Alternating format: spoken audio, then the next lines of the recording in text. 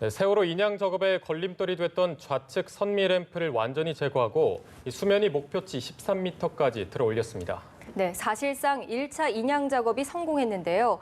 이 시간 이경태 경제부 기자, 김혜선 전 해군 SSU 전우회 부회장과 함께 세월호 인양 진행 상황에 대해서 이야기 나눠보겠습니다. 어서 오세요. 네, 안녕하십니까. 네. 자, 어제 이 램프 문제라는 복병이 있었는데 오늘 조금 전에 11시 10분에 속보가 하나 들어왔습니다. 수면 위 13m 인양에 성공했다는 소식이 들어왔는데 이경태 기자가 현재까지의 상황을 조금 정리를 해주실까요? 예, 사실 어제 저녁까지만 해도 이번 세월호의 인양 작업이 별 문제 없이 시간이 좀 지연됐지만 될 것이라고 했는데 어제 저녁에 이제 이 램프 문제, 네. 그야말로 복병이었습니다. 이게 등장을 하면서 또 우리를 긴장시켰습니다. 램프라는 게 사실은 그 세월호 후미에 있는 문 같은 건데 이게 이제 육지에 이렇게 닿으면서 다리 역할도 하고 이걸 통해서 이제 화물도 싣고 하는 그 문인데 네. 이게 이제 덜렁덜렁 떨어져 버리는 바람에 이게 문이 자그마치 한 10m 정도 된다고 하니까 이것을 세월호를 13m나 부양했는데 이 문이 10m면 또 실는데 굉장한 지장이 있기 때문에 이것을 이제 밤새 잠수부 4명이 들어가서 이제 이것을 제거를 했다고 합니다. 그래서 해수부는 오늘 오전 10시 공식 브리핑에서 이 램프를 완전히 제거했고 나머지 1m를 들어 올리면 오늘까지 그 반 잠수함식 선박에 세월호를 올리도록 최선을 다하겠다 이렇게 발표를 했었는데 조금 전 11시 10분에 마침내 기다리던 그 13m 지점까지 세월호가 이제 올라왔다 이렇게 발표가 나왔죠. 정부 브리핑이 항상 좀 보수적인 상황만을 가정을 해서 조심스럽게 발표한다는 점을 감안한다면 저는 개인적으로 이 정도 발표라면 정부가 이미 이번 작업을 꽤 해볼 만하다 이렇게 판단을 한 것으로 좀 그런 흐름이 읽히고요. 이제 이번 세월호 인양 과정에서 두 번째 난관이자 어떻게 보면 가장 하이라이트라고 할 수 있는 세월호를 그 반 잠수함 선박에 싣는 작업 이 자체가 지금 초읽기에 들어온 이런 상황입니다. 이때 세월호는 그 반 잠수함 선박에 실리기 위해서 그 또 한 번 그 중심을 맞춰야 되고요. 정교한 작업이 필요한데 전문가들별로 이제 이견이 좀 있습니다만 대부분은 사실상 오늘 16시 정조기 이때 이것을 수행해야 된다 이렇게 지적들을 하고 있거든요. 왜냐하면 다음 정조는 22시인데 다른 작업과 달리 이것은 좀 눈으로 봐가면서 해야 되기 때문에 야간에는 어렵지 않느냐 이런 관측들을 내놓고 있어요. 그렇다면은 결국 세월호 인양의 성공을 확인할 수 있는 시간은 이 의견을 그대로 반영한다면 16시 그러니까 지금 이제 이것을 확인할 수 있는 시간이 얼마 남지 않은 이런 시점이 다가오고 있다 이렇게 보여집니다. 그야말로 시간 싸움이라고 볼 수 있겠는데요. 어쨌든 세월호를 수면이 13m까지 끌어올리는 것은 이제 1단계이고 핵심 단계라고 얘기들 하던데 어쨌든 이건 잘 마무리가 돼서 다행입니다. 자, 예상했던 시간보다 얼마나 더 늦어진 건지 좀 설명해 주시죠. 당초 해수부가 이 세월호를 13m까지 끌어올리겠다고 그 이야기했었던 시점은 사실 어제 오전 11시였고 근데 실제 13m가 도달한 시점이 오늘 11시 10분이니까 딱 하루하고 10분이 현재 늦었죠. 그래서 사실 이렇게 하루나 지연이 됐기 때문에 전체적인 어떤 타임 테이블이 굉장히 늦춰지는 거 아닌가 이런 우려가 있었는데 해수부 브리핑 내용을 좀 종합해 보면 이 작업을 하는 동안에 옆에서 부수적인 작업을 병행했기 때문에 이 작업은 늦어졌지만 다른 타임 테이블상 작업들이 그렇게 크게 지장이 없었던 것으로 보이고 그렇기 때문에 요 13m까지 도달하는 그 지점 자체의 시점은 하루가 지연이 됐지만 오히려 전체적인 맥락에서 목포 신항까지 도달을 하는 시점 이따가도 이야기할 기회가 있을지 모르겠지만 4월 5일로 원래 잡았었는데 현재 이런 시점이라면 이거보다 훨씬 빠른 시점 그러니까 이달 말에서 4월 초까지도 목포 신항의 이 추세라면 모든 게 이제 문제가 없다면 도달할 수 있지 않을까라는 예상 이런 것들이 나오고 있습니다. 그리고 아까 이경태 기자가 이제 세월호를 반 잠수함 선박에 싣는 과정이 초읽기에 들어갔다 이런 언급을 해주셨는데 그렇다면 이 김혜선 부회장께서 볼 때는 지금 현장에서 어떤 작업들이 이루어질 거라고 예상을 하십니까? 아마도 그 반 잠수정 위에 올리는 밑작업을 하고 있을 거라고 생각합니다. 예를 들어서 그 쿠션을 준비한다든지 저걸 올리게 되면 바로 그 새와 새끼리 닿게 되면 옮기는 과정에 크랙이 생기거나 그러니까 상처가 생기거나 또 찢어지거나 이런 문제의 소지가 생길 수가 있습니다. 그러면 좀 어떤 조사 과정에 문제가 생길 수가 있고 또는 한쪽으로 이게 그 철판과 부딪 찢어진 사이에서 이게 그 배가 균형을 이룰 수도 있는 상황이 되기 때문에 그런 부분을 안전하게 원탑시키기 위한 그런 작업을 지금 하고 있지 않나 예. 저는 이렇게 보는 거죠. 예. 자, 그런데 이제 반잠수식 선박에 옮겨 싣는 과정이 중요할 텐데 이 네. 반잠수식 선박이 당초 1.5km 정도 떨어져 있었다고 하는데 한 3km 정도로 더 멀어졌다고 하더라고요. 아, 이 네. 부분은 문제가 없는 겁니까? 일반 국민들이 그걸 보기에는 예. 가까운데 바로 놔두고 작업을 하면 훨씬 시간적이나 이거 유리하지 않느냐 예. 이렇게 판단할 수 있습니다. 근데 해상 상태라는 거는 지금 저거를 올리는 과정에 물의 어떤 속도, 그러니까 조류의 흐름, 예. 바람의 세기 이런 거를 저게 올리는 과정이 굉장히 미세하기 때문에 그 미세하게 작업을 하려면 최대한 그런 방해 요소가 제거가 돼야지만이 그거를 쉽게 할 수 있기 때문에 지금 저기 조류가 제가 그 바지선을 옮기려고 하는 위치가 아마 네. 판단하건대 조류가 아주 흐름이 아주 미세하거나 바람이 그래도 속도가 없거나 바람의 그 파도의 높이가 미세하거나 예. 잔잔하거나 이런 위치를 잡아가지고 그런 작업을 하기 위해서 저런 위치를 선정하지 않았나. 저는 개인적으로 이렇게 판단하는 거죠. 네, 네. 뭐 미세한 요인에도 뭐 큰 영향을 받을 수 있다 이렇게 말씀을 해주셨는데 네. 그렇다면 굉장히 천천히 이동을 해야 될 텐데 이동 시간은 얼마나 걸릴 거라고 보십니까? 이동 시간은 별로 어떤 크게 영향을 미치지 않습니다. 네. 단지 이제 그 원탑을 시키는 반잠수정의 세월호를 올리는 과정이 굉장히 어려운 과정이고 지금 이번 구조의 가장 어려운 점은 어제도 말씀드렸지만 뻘과의 마찰, 뻘에서 인양할 때 그 1m가 가장 중요했고 예. 지금 상태에서 가장 중요한 거는 뭐 아까 림프나 이런 거는 보는 데서 작업을 할 수 있는 부분이 있기 때문에 예. 그거는 쉽게 할 수 있지만 이거를 올리는 과정은 물속에서 올리는 상황이 발생하기 때문에 이게 굉장히 미세한 작업이고 또 틀어지게 되면 균형을 이룰 수가 있습니다. 예. 그렇기 때문에 지금 이게 두 번째 어려운 과정이라고 보는 거죠. 예. 그렇다면 내일부터는 이제 중조기이기 때문에 아무래도 오늘 안에 맞춰야 한다 이런 얘기가 나오고 있는데 오늘 안에 어떻게 괜찮게 잘 맞춰지게 될까요? 그럴 수 있다고 저도 개인적으로 판단습니다. 저게 안전하게 지금 저기 철저하게 계산된 과정인데요. 예. 13m라는 게 띄운 상태가 반잠수정이 물속에 지금 저걸 올리게 되면 물속으로 가라앉는 상황이 벌어지거든요. 네. 그러면 그 높이하고 저걸 계산해서 고위에다 올리는 과정을 준비하고 있는 거기 때문에 예.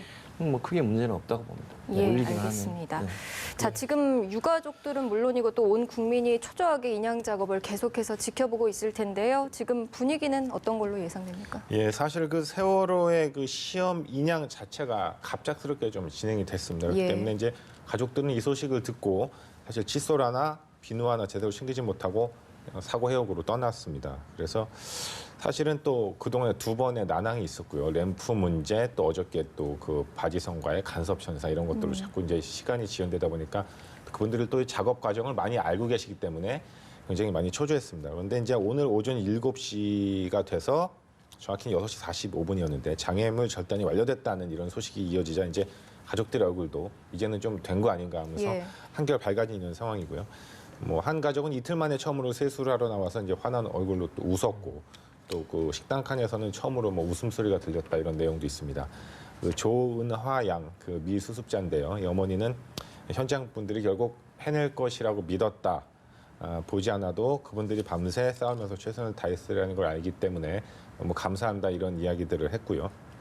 또 식사를 하는 장면이었었는데 아이가 저렇게 있는데 어떻게 밥을 먹나 하는 분들도 있을 거지만 우리는 딸 찾아서 집에 가야 되기 때문에 예. 힘을 내기 위해서 밥을 먹는다. 이런 이야기도 했고요. 또 다른 미수습자 학생인 허다윤 양 어머니 같은 경우는 모든 엄마 아빠가 똑같은 마음으로 간절하게 세월호 인양을 기다리고 있다는 것을 하늘이 알고 도와주고 있는 것 같다 이러면서 신중하지만 굉장히 희망을 놓지 않고 있는 이런 모습들이 있었습니다. 예. 그래서 이제 가족을 찾는 것, 저 세월호 속에서 한시라도 그 미수습자를 빨리 발견하는 것들 이런 것들이 모두 가족들의 간절한 현재 소망입니다. 예. 자, 그리고 이 세월호가 아까 11시 10분에 13m 위로 인양하는 데 성공했다 이런 소식이 들어왔는데 아까 말씀하신 것처럼 이제 중요한 게 반잠수한 형태의 이 선박에 싣는 게 가장 중요하지 않겠습니까? 네. 당초 언론에서는 한 3일이 걸린다 이런 과정이 3일이 걸린다고 예상했는데 네. 이런 이 과정이 오늘 막바지에 다 몰린 셈입니다. 이 과정을 조금 정리를 해주실까요? 일반적으로 해상 사고는 육상에서 우리가 보는 눈으로 처리하는 부분이 아니기 때문에 네. 굉장히 돌발 변수가 많은 게 내재되어 있습니다. 그 돌발 변수를 어떻게 그때그때 해결하느냐에 따라 시간이 단축되기도 하고 때로는 많이 연장되기도 하고 그렇습니다. 네. 근데 지금 저도 아까 아침 새벽에 들은 얘기인데 저게 램프가 열렸다고 해서 상당히 예. 염려를 많이 했어요. 저게 예. 바지선하고 길이나 또 수면의 높이나 예. 바지선의 높이나 적재할 수 있는 높이나 이게 굉장히 계산해서 한 건데 저게 10m의 길이면 작은 위치가 아니기 때문에 그만큼 끌어올 수 있는 체킹 바지선이 그만큼 끌어올 수 있는 능력이 안 되기 때문에 네. 염려를 했었는데 다행스럽게 저게 일단 배 함체 내에서 유압이 빠졌기 때문에 저게 열린 걸 수가 있고요. 또 하나는 이제 가라앉는 과정에 뻘하고 부딪혀서 저게 열렸을 경우도 있겠고 또 하나는 이제 넘어지는 과정에 배가 균형을 잃어서 화물이 부딪혀가지고 이게 열렸을 수가 있었는데 물속에서 왜 그게 확인이 안 됐는지 거기 좀 의심스럽기는 합니다. 예. 저게 왜냐하면 열려서 올리는 과정에 차량이나 또는 제가 언젠가 제주도를 한번 간 적이 있었는데 그 화물칸에 차를 끌고 가서 그 차 안에 그냥 잤어요 저도. 예. 근데 그 안에 있는 혹시 그럴 수도 있지 않나. 그러면 차와 같이 실종될 수 있는 확률도 있기 때문에 네. 그런 부분에 대해서는 저게 배를 올리고 나서라도 굉장히 디테일하게 그 부분을 확인을 해야 되지 않겠나 예. 이런 생각은 했었죠. 예. 네. 자, 지금 세월호 인양 현장 지금 상황 보고 계신데요. 네. 지금 저 위로 올라와 있는 게 바지선인가요? 네, 그렇습니다. 지금 바지선, 그러니까 리프팅, 체킹 바지선이 양쪽에 두 개가 있는 거죠. 그 중간에 지금 세월호가 끼어 있는 거고요. 예. 네. 그 앞에 이제 지금 배가 앞에 하나 가고 있죠. 예. 그 유도선이라고 그러는데 저걸 이제 저 배가 작지만 힘이 굉장히 좋습니다. 네. 그래서 저 배를 가지고 끌고 가는 상황이 되는 거죠. 지금 습식 바지선 그러니까 반잠수선 위에 올리려면 그 위치로 이동을 해야 되기 때문에 저걸 이제 끌고 이동을 하게 되는데 너무 빨리 가게 되면 지금 잡고 있는 채팅 바지선에 여러 체인이 있는데 예. 와야가 있는데 있죠. 이게 어떤 힘을 한쪽으로 받거나 그러면 이거 그 무게 때문에 터질 수가 있습니다. 아, 네. 끊어질 수가 있기 때문에 아마 그 속도 이걸 견딜 수 있는 힘까지 계산해서 아마 속도를 조정하기 때문에 그만한 시간이 걸리지 않겠나. 예. 거리는 짧지만은 그런 어떤 위험 요소가 내재되어 있기 때문에 안전히 연탑시키기 위해서는 그런 부분을 계산해서 속도를 조절하지 않을까 싶습니다. 네. 자, 이제 반잠수식 선박의 세월호 본체가 올라가게 되면 이제 목포 신항으로 이동을 하게 될 텐데요. 네. 그런데 그렇다면 체킹 바지선은 그때 떨어져서 그 반잠수식 선박만 이동을 하는 건가요? 아니면 같이 이동을 하는 건가요? 아, 그렇습니다. 체킹 바지선은 거기서 완전히 분리가 되는 거고요. 체킹 바지선은 반잠수정 위에 올리는 것까지가 예. 지금까지 구조 작업의 체킹 바지선의 임무예요. 네. 그건 완전히 다 분리가 돼야 되겠고, 그래야지만이 원활하게 또 이송이 되는 거예요. 이게 만약에 가는 과정에 파도나 이렇게 흔들리게 되면, 물론 안전장치를, 저는 어떤, 안전장치를 했을 거라고 믿지만, 가는 도중에 흔들리거나 또 파도, 조류, 바람 예. 이런 영향 때문에 거기에 연결되어 있는 와이어가 끊어지는 상황이 벌어질 수 있기 때문에 좀 안전하게 바지선에 위에 올라가면 일단 안전하다고 보면 정석입니다. 네, 그렇습니까? 네, 알겠습니다. 어쨌든 이렇게 옮기는 작업은 굉장히 까다로운 걸로 보이는데 네. 아까 이경태 기자가 이제 육지에 도착하는 기간이 3월 말에서 4월 초로 조금 앞당겨질 것이다 이렇게 말을 해줬거든요. 그렇다면 이렇게 목포 신항으로 안전히 옮겨진 다음에는 어떤 작업이 주로 이루어지는 겁니까? 네, 일단 세월호를 인양을 하는 그 궁극적인 목적이 결국은 배 자체를 인양하는 것뿐만 아니라 그 안에 있는 이제 수습자, 수색 네, 미수습자, 아니겠습니까? 네. 미수습. 그렇기 때문에 이 배를 육상에 있는 거치대로 옮겨 놓고 이제 그거에 대해서 수색 계획 세우고 이런 것들을 해야 됩니다. 어떻게 보면 그 작업을 하기 위해서 그동안 이렇게 많은 노력과 네. 비용과 이런 것들을 했기 때문에 이제 인양은 성공했지만 사실은 그게 궁극적인 목적이잖아요. 그것을 하기 위해서는 일단은 이제 배에 대해서 지금 현재까지도 이 부분은 확실하게 결정이 되고 있지 않지만 일단 수색 계획에 대해서 많은 이견들이 있고요.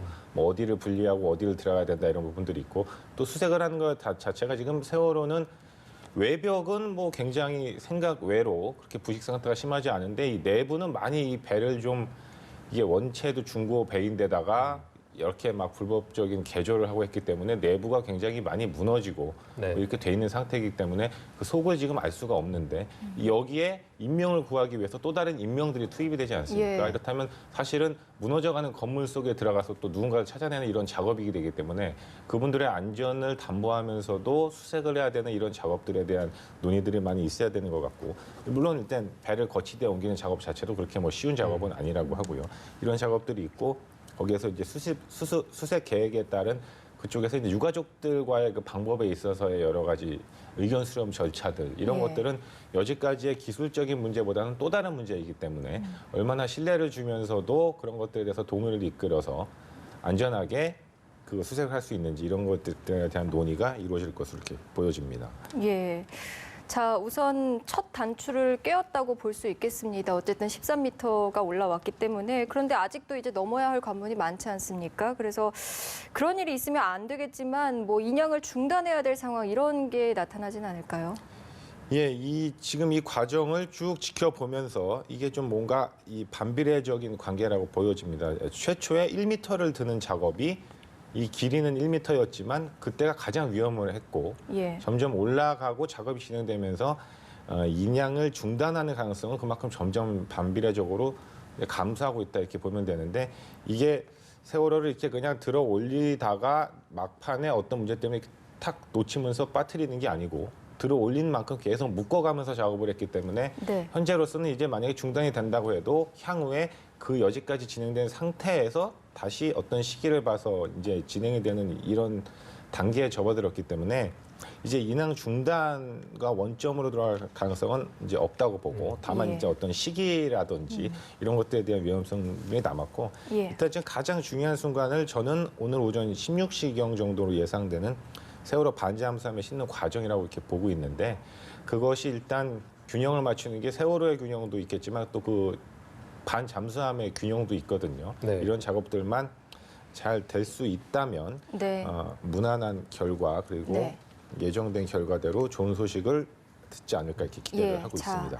부회장님, 이제 반잠수선에 싣는 과정만 남았는데 그 이후에는 이제 큰 걱정이 없다고 말씀을 하셨으니까요. 그런데 이제 반잠수선까지 올리는 게 이제 소족이 내하기 때문에 또 시간이 아주 관건일 텐데 뭐 어제도 램프 제거 작업이 예상치 못한 난관이었지 않습니까? 뭐 이런 변수가 또 생길 가능성은 없는 겁니까?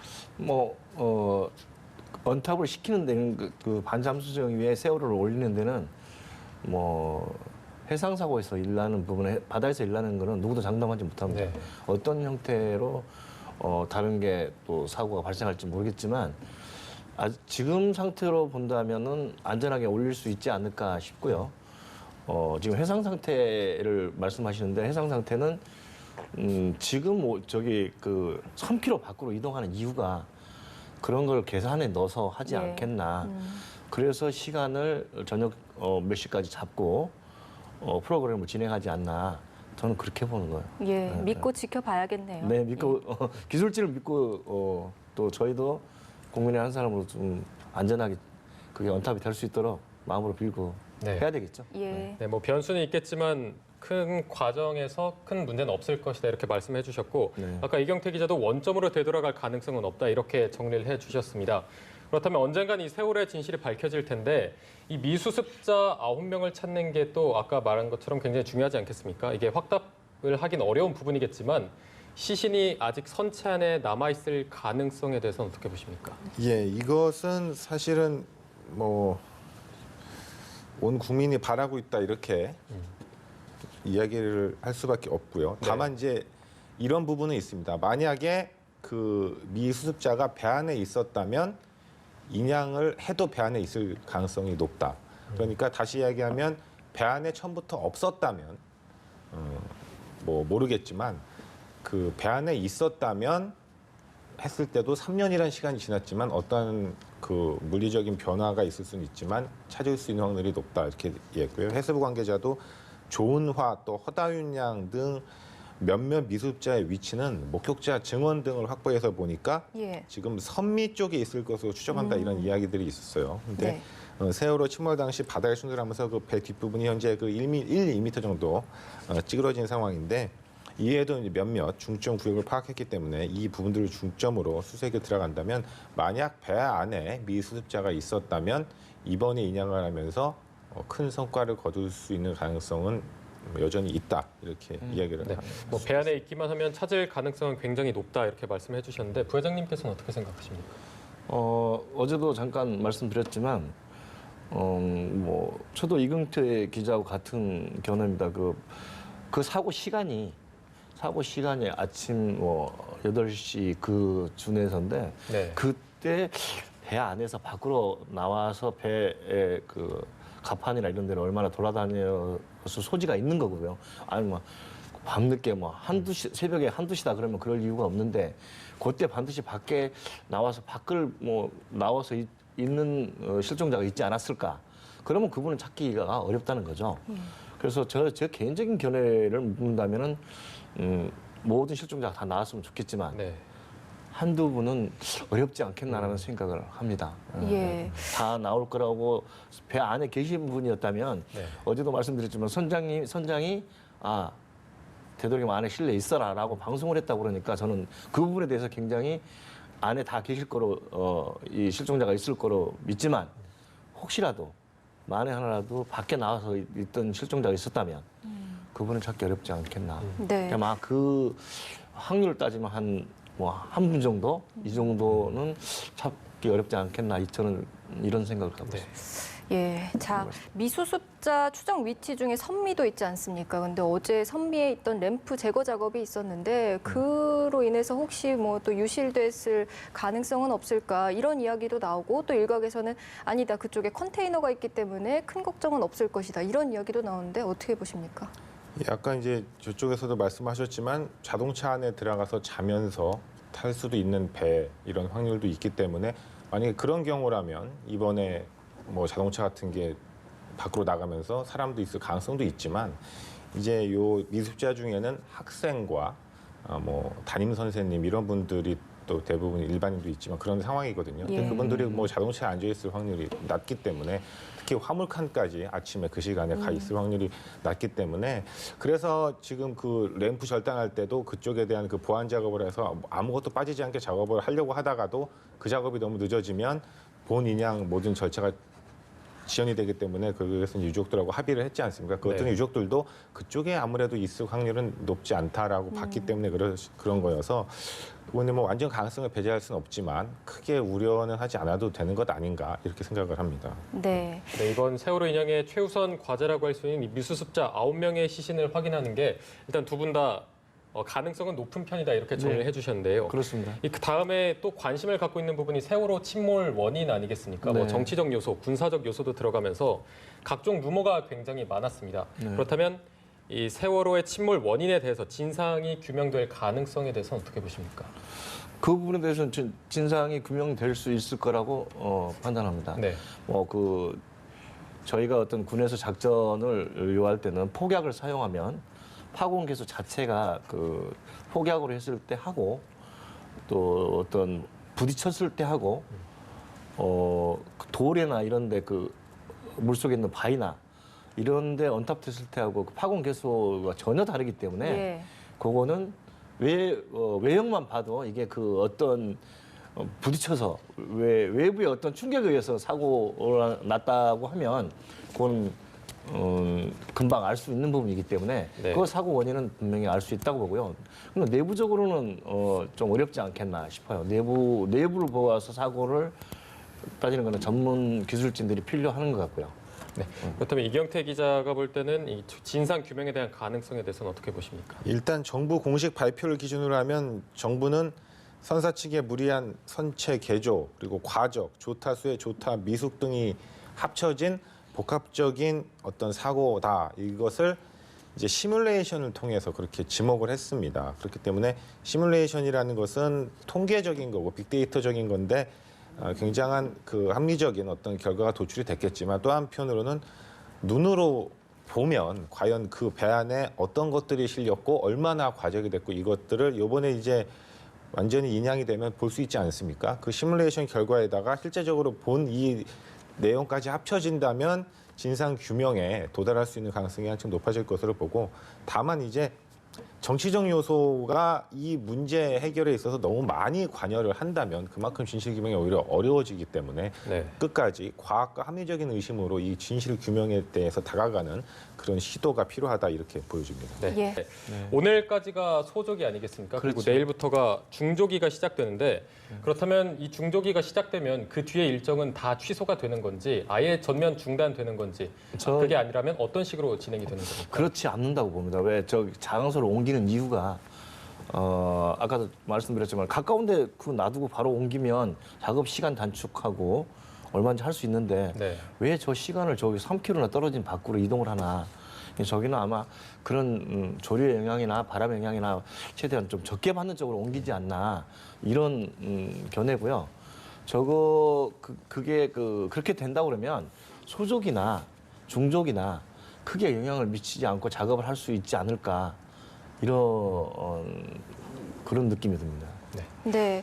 자, 이제 남은 과제가 반잠 수식 선박의 세월호를 이제 옮겨 싣는 과정일 텐데요. 네. 그 이후에 이제 목포 신항으로 옮겨질 때까지 뭐 세월호에서 인양줄 같은 뭐 리프팅 때 썼던 장비를 제거해야 될 작업도 있을 테고요. 네. 제킹 바지선이 또 자체 동력이 없다고 하더라고요. 그래서 네. 뭐 예인선도 와야 되고 여러 가지 작업들이 남아 있을 텐데 이 부분 설명 좀 해주시죠.